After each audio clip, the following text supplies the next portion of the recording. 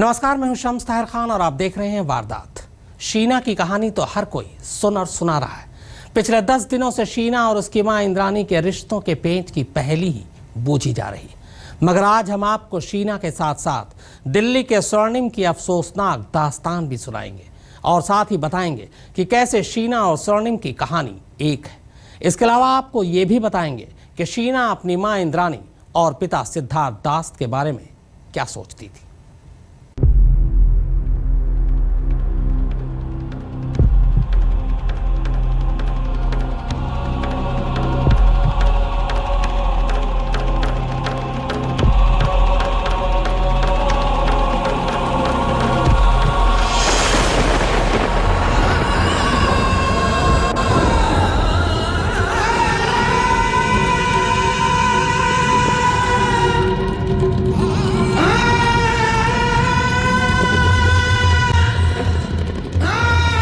आपके TV screen पर इस वक्त दो तस्वीरें हैं। एक उस शीना की जिसका नाम पिछले 10 दिनों से घर घर में गूंज रहा है। दूसरी तस्वीर है दिल्ली के 14 साल के बच्चे स्वर्णिम की। ये दो तस्वीरें दरअसल कड़वी हकीकत है हमारे आसपास टूटते बिखरते चकनाचूर होते रिश्तों की। ये तस्वीरें सच्चाई हैं कि जब घरौंदे टूटते हैं तो क्या होता है।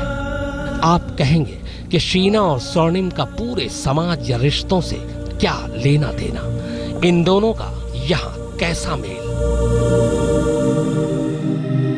मेल है और रिश्ता भी। पहला मेल तो ये कि ये दोनों अब इस दुनिया में नहीं है। दूसरा ये कि दोनों अपनी मौत नहीं मरे। और तीसरा ये कि दोनों की ही मौत का जिम्मेदार सिर्फ और सिर्फ वो रिश्ता है जो कभी इनका हो ही नहीं सका।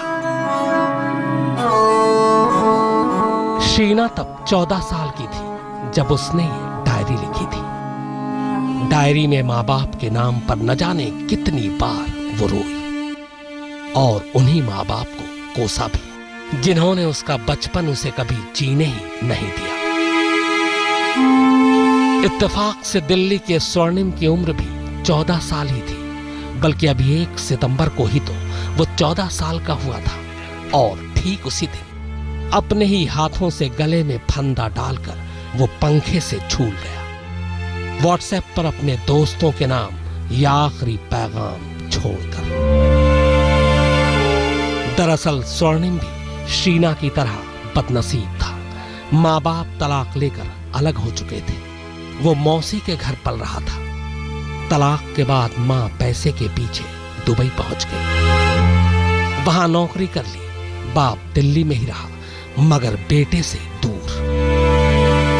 नन्ही सी उम्र से ही बाकी बच्चों के माँ बाप को देख देख कर वो बड़ा होता रहा और फिर रिश्तों का जख्म इतना गहरा गया कि 14 साल का मासूम उसे बर्दाश्त नहीं कर पाया।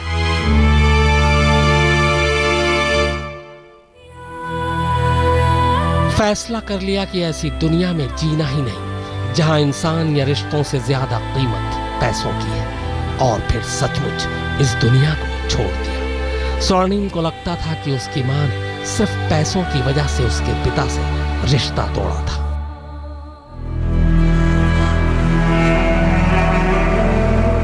एक अच्छे स्कूल में पढ़ रहा स्वर्णिम पढ़ने लिखने में भी शीना की तरह ही तेज तर्रार था। हमेशा अच्छे नंबर लाता मगर अच्छे परिवार के लिए तरसता रहा। अब आप ही बताइए, क्या ये दोनों कहानी हमारे समाज के खोखलेपन को उजागर नहीं करती? क्या इन दोनों की मौत के जिम्मेदार रिश्ता नहीं है? वो रिश्ता जो किसी के लिए एक पहेली है तो किसी के लिए बस तमाशा, किसी के लिए जिंदगी तो किसी के लिए बस धोखा।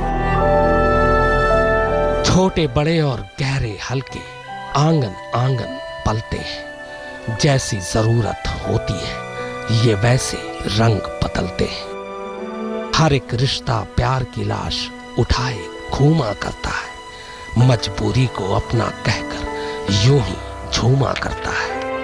कौन इसे समझ सका ये किसकी सगी सौतेली है, रिश्ता एक पहेली है, रिश्ता एक पहेली है। हिमांशु मिश्रा के साथ शम्स ताहिर खान, दिल्ली आज तक। तो मानो तो रिश्ता वरना पहेली, और रिश्तों की इसी पहेली में उलझी थी शीना। माँ 3 साल की उम्र में छोड़ चुकी थी, तो पिता कोलकाता में थे। उसे तो ये तक पता नहीं था कि उसके माँ बाप ने आपस में शादी तक नहीं की है। इसी उलझन भरे रिश्तों के बीच शीना 14 साल की हो जाती है और फिर वो डायरी लिखना शुरू कर देती है। डायरी में सबसे पहले वो माँ इंद्रानी के बारे में लिखती है।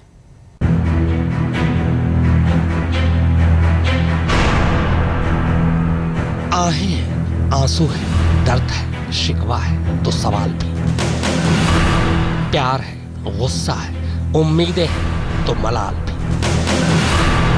जिस उम्र में उसे माँ बाप का खिलौना होना चाहिए, उस उम्र में ही उसके हाथों में दर्द की डायरी थमा दी गई। वो डायरी जिसमें उसने अपने सारे रिश्ते, सारे जज्बात, सारी भड़ास, सारे गम उंडेल डाले।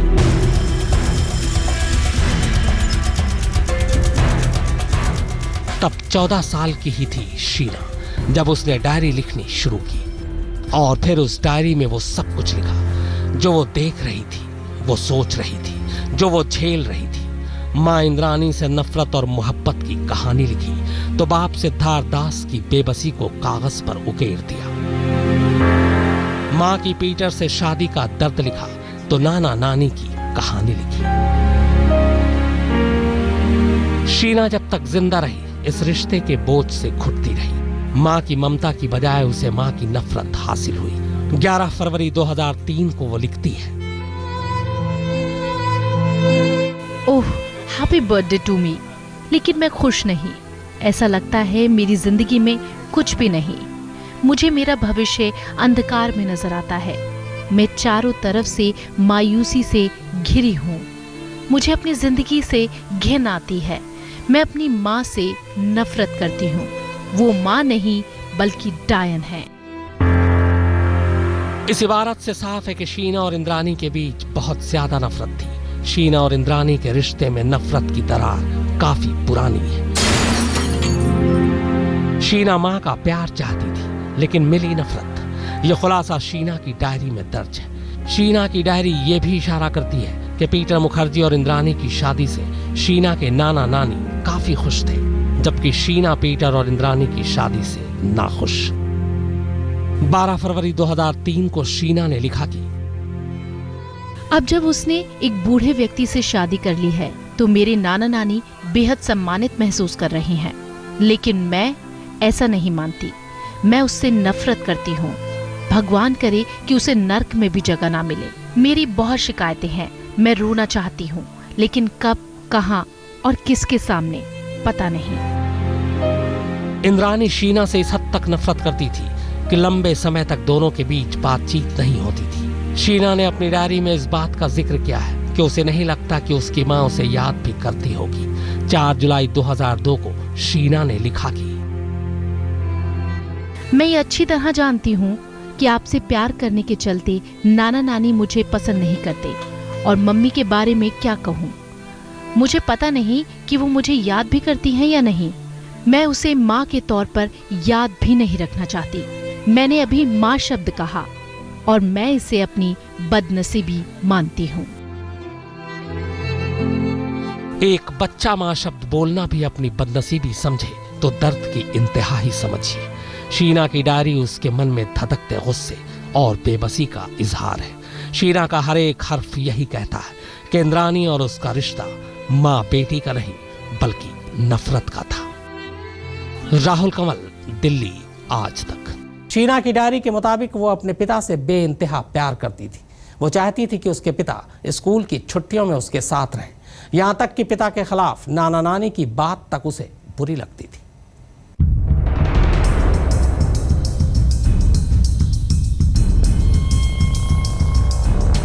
मां इंद्रानी से भले शीना नफरत करती थी, मगर उसे अपने पिता सिद्धार्थ दास से बेहद प्यार था। शीना की डायरी पढ़कर लगता है कि शीना और सिद्धार्थ दास के रिश्ते काफी अच्छे थे।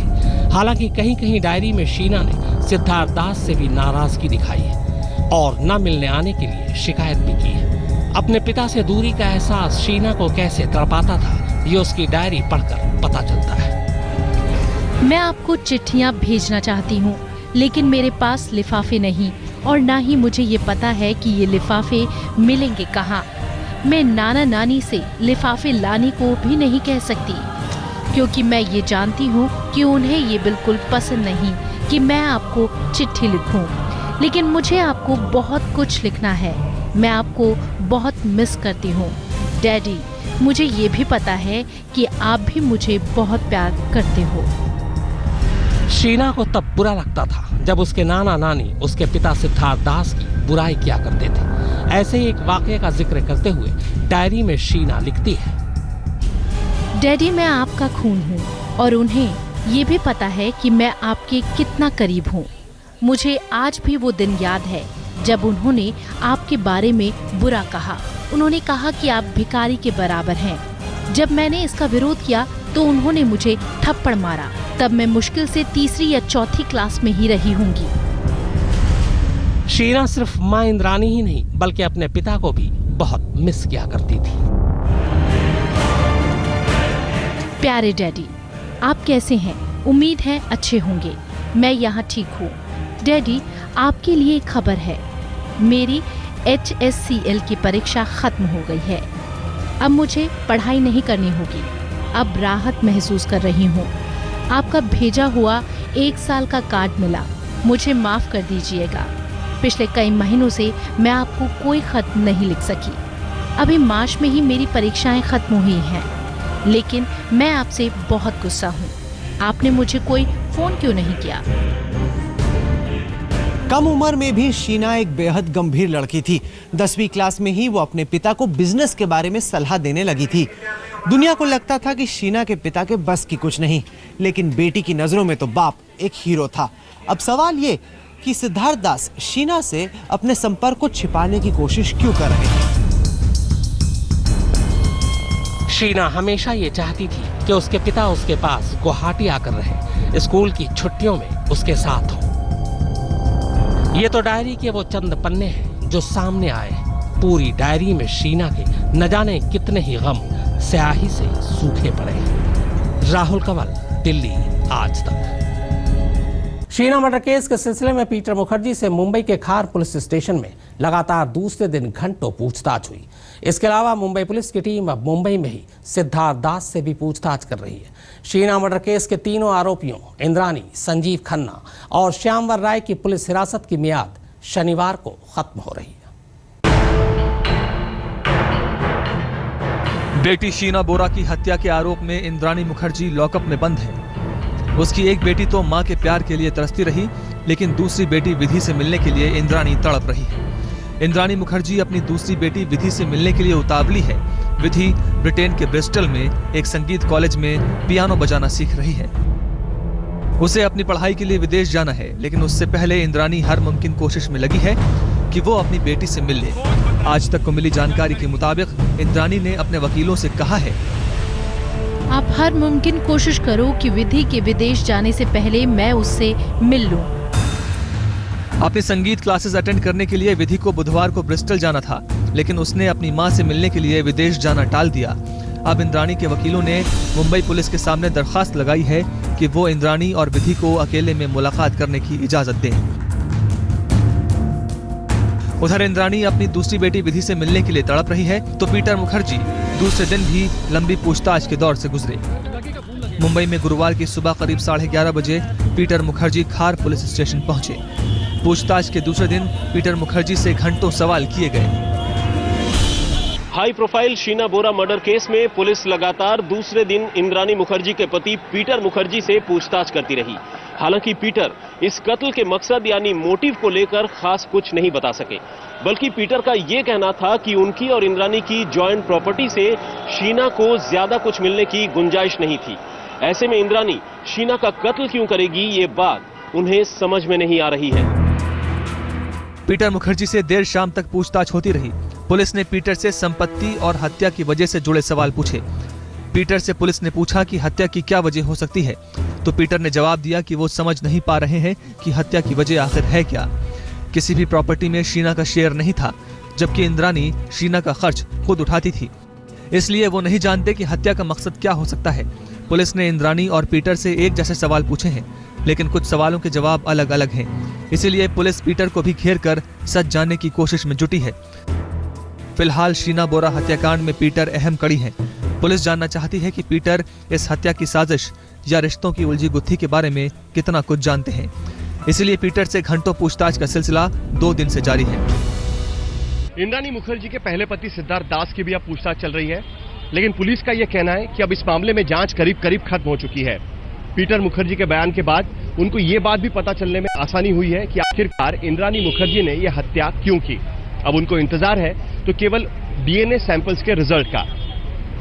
वीरेंद्र सिंह गुनावत और सुप्रतिम बैनर्जी के साथ साहिल जोशी, मुंबई, आज तक। तो वारदात में फिलहाल इतना ही, मगर आज तक पर खबरों का सिलसिला लगातार जारी।